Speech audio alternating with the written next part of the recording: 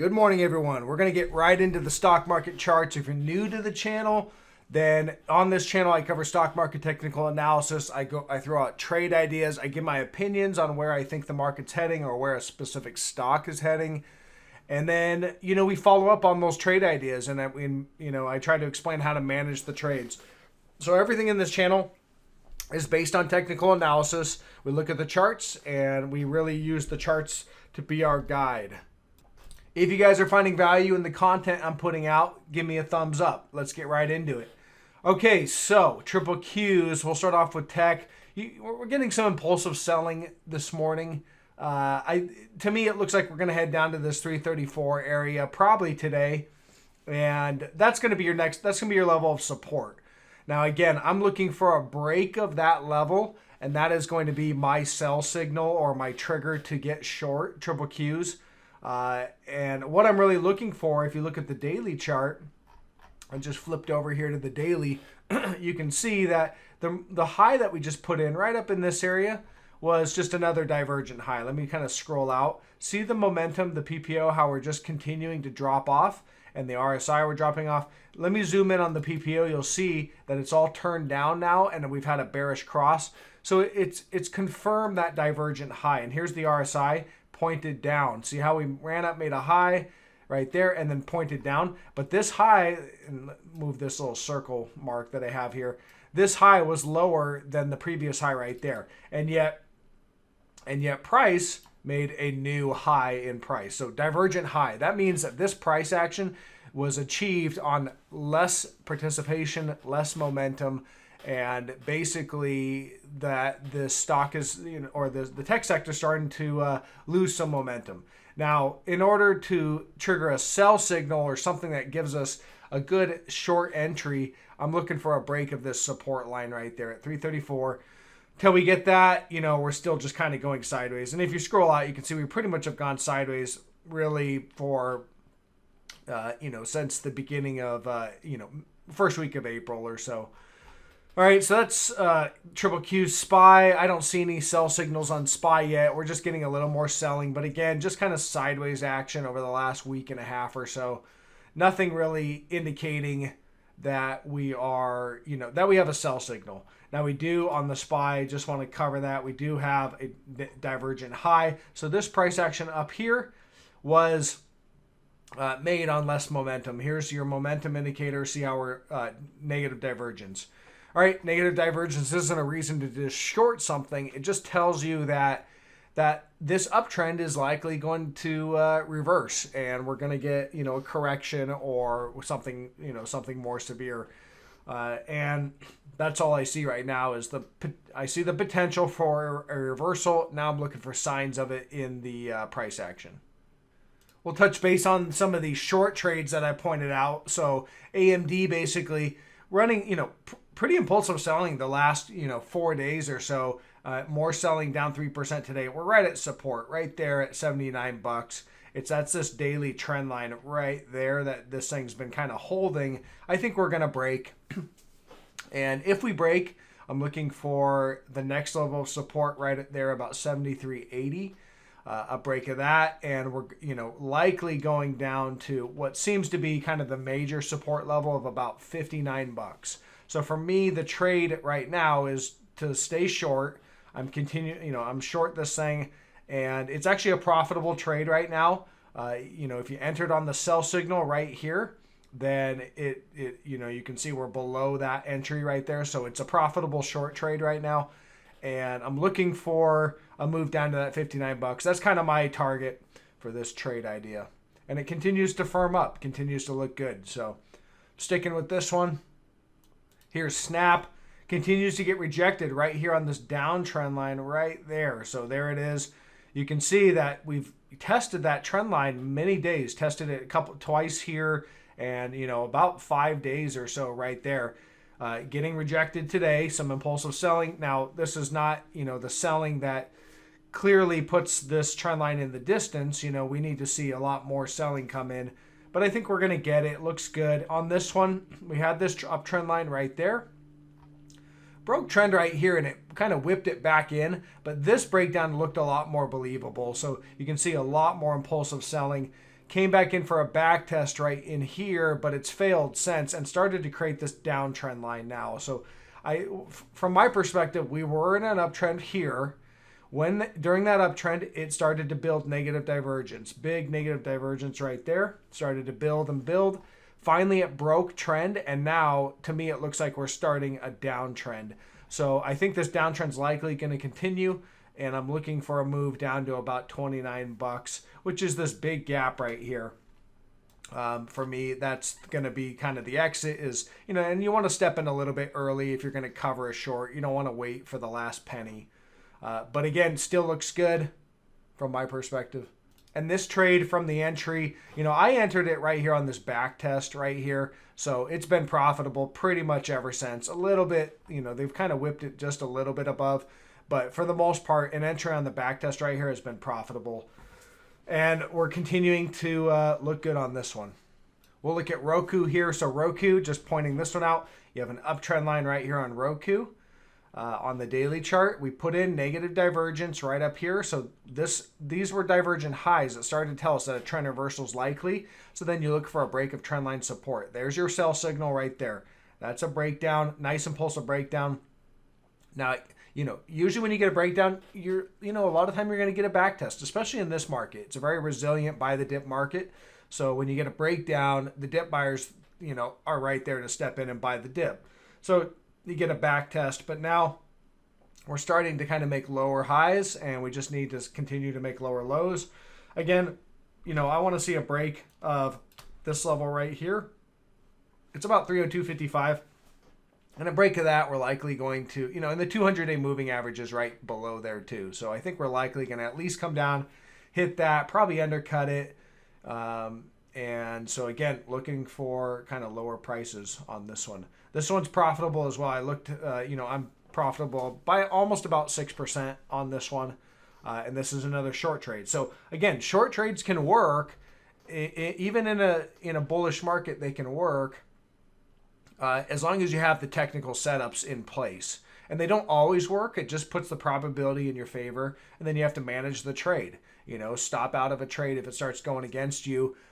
If it starts technically breaking. So, if ROKU was to recover this trend line all the way up here and started to close up here, then I'd want to stop out. But until then, it, to me, looks like we broke the bullish trend and we're kind of drifting sideways and going to start drifting lower. Still looks good to me. Someone asked me to cover Lyft. They said it looks, it looks like it broke. It hasn't broke, from my perspective, broke trend line support. So I got trend line support right about here. You could even move it down probably slightly right there. And you can see several reactions. We haven't broke trend line support. Now, it does have negative divergence on the daily. See the RSI and the PPO? Clean and clear negative divergence. So I think it's likely we're going to break. But this isn't I don't have a sell trigger or a short entry that's triggered yet. I need to see a break of this trend line support, and it needs to be an impulsive breakdown, some big red candle breaking down, letting you know that this trend line support is now broken and will now act as resistance. And if we get that, which I think it will come, but we don't have it yet, then I do think we're likely going to run down and fill this gap down at about 32 bucks. And so that is a trade idea. It just hasn't triggered yet. So keep an eye on that one. Okay, let's talk about gold, because gold is, really moving today. We don't have a clean breakout yet, but we're definitely up in that area. So here's gold bullion, and let me go to the daily here. The level I've been watching is really about the 1790 level, 1800 you could call it, if you want to round up to that whole number.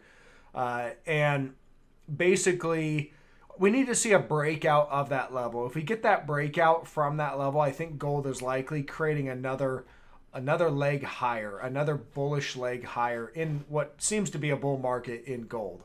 All right, so we are very close. You can see today, last week, basically what we did is we traded right down to support right there at 1755. You can see on this day we hit that support and we bounced right off of that right into resistance.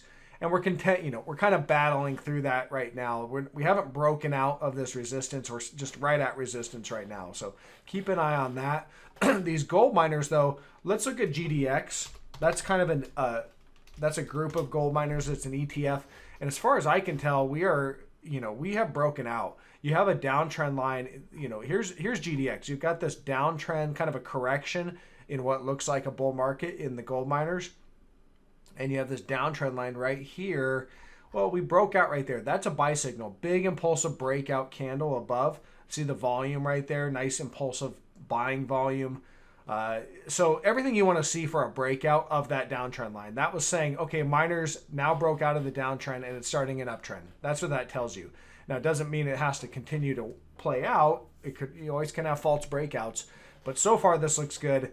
We'll see if we can get some continuation. But you can see here, we came back down, back tested. I said last week, we were right there at support, and I said that's an objective area to go long. That looks like a good spot.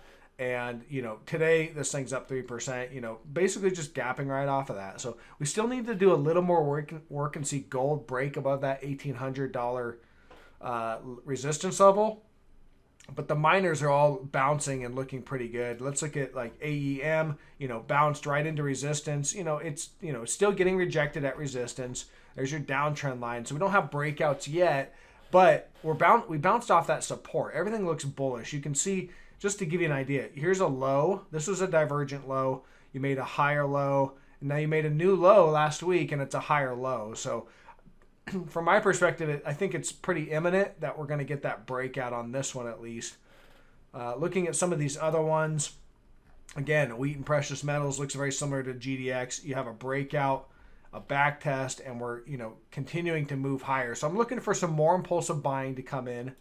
HMY holding support. All these are really working, and you can see the miners are all bouncing off. They've all bounced off their support and are moving pretty good today. So a little more work to do, and we'll likely get that breakout and, should be off to the races in the miners. Okay, so ag commodities taking a little bit of a breather today. But again, this inflation trade is fully on. I think over the weekend, maybe something that's helped gold is that Warren Buffett had his annual meeting and talked about how they're seeing inflation across multiple companies in multiple sectors. So it's broad-based inflation. That doesn't mean it's not going to be transitory. I know the Fed says it's going to be that he thinks it's going to be transitory. Broad-based doesn't necessarily mean it's going to last and have staying power, but we got to watch for that, because if you do see the inflation kind of stick around, it's going to continue to be a tailwind for the gold mining trade. And I think you're going to really see the gold miners really start to take off if we start to see inflation really stick around. Gold miners really perform well when you have inflationary environments. So that is something to look for. The other thing I want to point out is lumber is just out of control. I keep watching it.